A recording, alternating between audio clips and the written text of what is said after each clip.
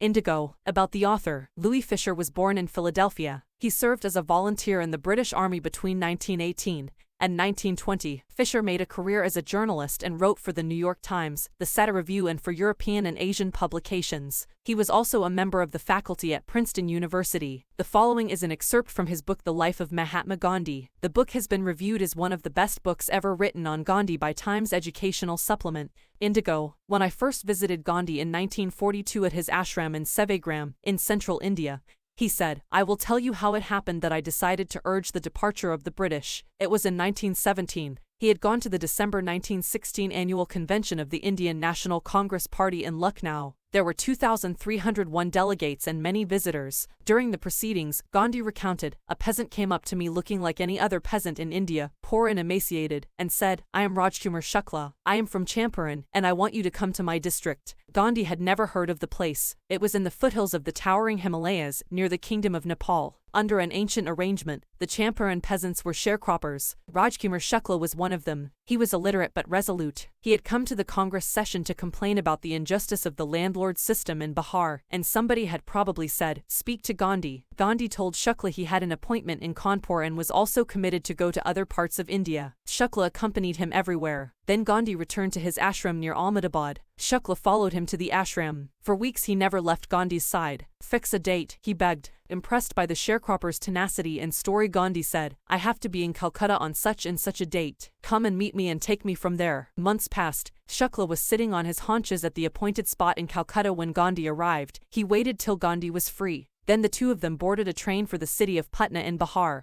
There Shukla led him to the house of a lawyer named Rajendra Prasad, who later became president of the Congress Party and of India. Rajendra Prasad was out of town, but the servants knew Shukla as a poor yeoman who pestered their master to help the indigo sharecroppers, so they let him stay on the grounds with his companion, Gandhi, whom they took to be another peasant. But Gandhi was not permitted to draw water from the well lest some drops from his bucket pollute the entire source. How did they know that he was not an untouchable? Gandhi decided to go first to Muzaffarpur, which was en route to Champaran, to obtain more complete information about conditions than Shukla was capable of imparting. He accordingly sent a telegram to Professor J.B. Kripalani of the Arts College in Muzaffarpur, whom he had seen at Tagore's Shantiniketan school. The train arrived at midnight, the 15th of April 1917. Kripalani was waiting at the station with a large body of students. Gandhi stayed there for 2 days in the home of Professor Malkani, a teacher in a government school. It was an extraordinary thing in those days, Gandhi commented, for a government professor to harbor a man like me. In smaller localities, the Indians were afraid to show sympathy for advocates of home rule. The news of Gandhi's advent and of the nature of his mission spread quickly through Muzaffarpur and to Champaran. Sharecroppers from Champaran began arriving on foot and by conveyance to see their champion. Muzaffarpur lawyers called on Gandhi to brief him. They frequently represented peasant groups in court. They told him about their cases and reported the size of their fee. Gandhi chided the lawyers for collecting big fee from the sharecroppers. He said, "I have come to the conclusion that we should stop going to law courts. Taking such cases to the courts does little good. Where the peasants are so crushed and fear-stricken, law courts are useless. The real relief for them is to be free from fear." Most of the arable land in the Champaran district was divided into large estates owned by Englishmen and worked by Indian tenants. The chief commercial crop was indigo. The landlords compelled all tenants to plant 3/20ths or 15% of their holdings with indigo and surrender the entire indigo harvest as rent. This was done by long-term contract. Presently, the landlords learned that Germany had developed synthetic indigo. They, thereupon, obtained agreements from the sharecroppers to pay them compensation for being released from the 15% arrangement. The sharecropping arrangement was irksome to the peasants, and many signed willingly. Those who resisted engaged lawyers, the landlords hired thugs. Meanwhile, the information about synthetic indigo reached the illiterate peasants who had signed, and they wanted their money back. At this point Gandhi arrived in Champaran. He began by trying to get the facts. First he visited the secretary of the British Landlords Association. The secretary told him that they could give no information to an outsider. Gandhi answered that he was no outsider. Next, Gandhi called on the British official commissioner of the Tirhut division in which the Champaran district lay. The commissioner, Gandhi reports, proceeded to bully me and advised me forthwith to leave Tirhut. Gandhi did not leave. Instead, he proceeded to Motihari, the capital of Champaran. Several lawyers accompanied him. At the railway station, a vast multitude greeted Gandhi. He went to a house and, using it as headquarters, continued his investigations. A report came in that a peasant had been maltreated in a nearby village. Gandhi decided to go and see. The next morning he started out on the back of an elephant. He had not proceeded far when the police superintendent's messenger overtook him and ordered him to return to town in his carriage. Gandhi complied. The messenger drove Gandhi home where he served him with an official notice to quit Champaran immediately. Gandhi signed a receipt for the notice and wrote on it that he would disobey the order. In consequence, Gandhi received a summons to appear in court the next day. All night Gandhi remained awake. He telegraphed Rajendra Prasad to come from Bihar with influential friends. He sent instructions to the ashram. He wired a full report to the viceroy. Morning found the town of Motihari black with peasants. They did not know Gandhi's record in South Africa. They had merely heard that a Mahatma who wanted to help them was in trouble with the authorities. Their spontaneous demonstration, in thousands, around the courthouse was the beginning of their liberation from fear of the British. The officials felt powerless without Gandhi's cooperation. He helped them regulate the crowd. He was polite and friendly. He was giving them concrete proof that their might, hitherto dreaded and unquestioned, could be challenged by Indians. The government was baffled. The prosecutor requested the judge to postpone the trial. Apparently, the authorities wished to consult their superiors. Gandhi protested against the delay. He read a statement pleading guilty. He was involved, he told the court, in a conflict of duties, on the one hand, not to set a bad example as a lawbreaker, on the other hand, to render the humanitarian and national service for which he had come. He disregarded the order to leave, not for want of respect for lawful authority, but in obedience to the higher law of our being, the voice of conscience. He asked the penalty due. The magistrate announced that he would pronounce sentence after a 2-hour recess, and asked Gandhi to furnish bail for those 120 minutes. Gandhi refused. The judge released him without bail. When the court reconvened, the judge said he would not deliver the judgment for several days. Meanwhile, he allowed Gandhi to remain at liberty. Rajendra Prasad, Brij Kishore Babu, Maulana Majrul Huq and several other prominent lawyers had arrived from Bihar. They conferred with Gandhi. What would they do if he was sentenced to prison?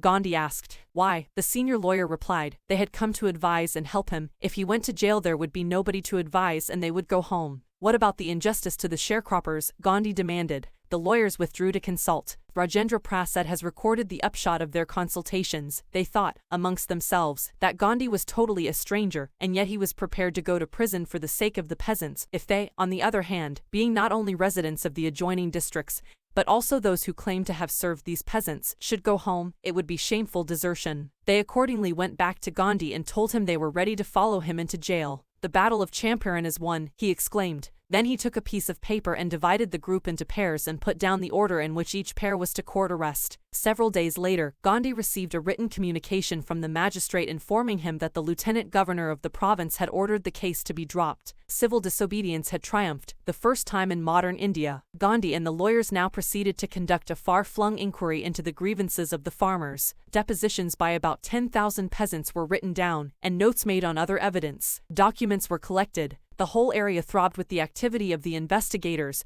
and the vehement protests of the landlords. In June, Gandhi was summoned to Sir Edward Gate, the lieutenant governor. Before he went, he met leading associates and again laid detailed plans for civil disobedience if he should not return. Gandhi had 4 protracted interviews with the lieutenant governor who, as a result, appointed an official commission of inquiry into the Indigo sharecroppers' situation. The commission consisted of landlords, government officials, and Gandhi as the sole representative of the peasants. Gandhi remained in Champaran for an initial uninterrupted period of 7 months, and then again for several shorter visits. The visit, undertaken casually on the entreaty of an unlettered peasant in the expectation that it would last a few days, occupied almost a year of Gandhi's life. The official inquiry assembled a crushing mountain of evidence against the big planters, and when they saw this they agreed, in principle, to make refunds to the peasants. But how much must we pay? They asked Gandhi. They thought he would demand repayment in full of the money which they had illegally and deceitfully extorted from the sharecroppers. He asked only 50%. There he seemed adamant, writes Reverend J.Z. Hodge, a British missionary in Champaran who observed the entire episode at close range. Thinking probably that he would not give way, the representative of the planters offered to refund to the extent of 25%, and to his amazement Mr. Gandhi took him at his word, thus breaking the deadlock.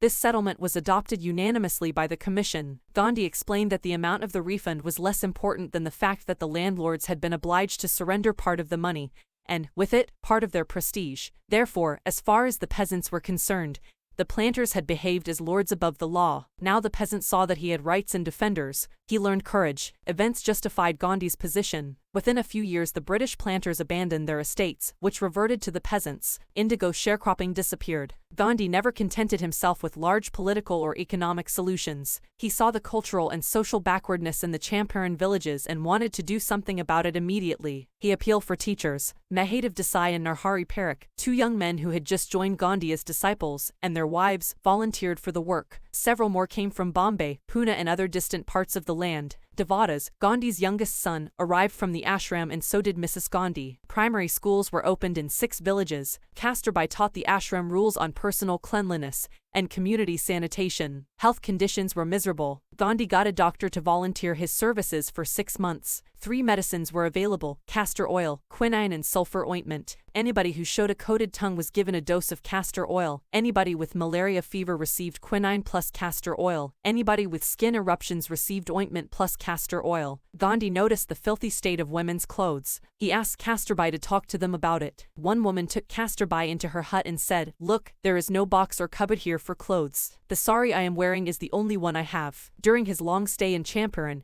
Gandhi kept a long-distance watch on the ashram. He sent regular instructions by mail and asked for financial accounts. Once he wrote to the residents that it was time to fill in the old latrine trenches and dig new ones, otherwise the old ones would begin to smell bad. The Champaran episode was a turning point in Gandhi's life. "What I did," he explained, "was a very ordinary thing. I declared that the British could not order me about in my own country." But Champaran did not begin as an act of defiance. It grew out of an attempt to alleviate the distress of large numbers of poor peasants. This was the typical Gandhi pattern.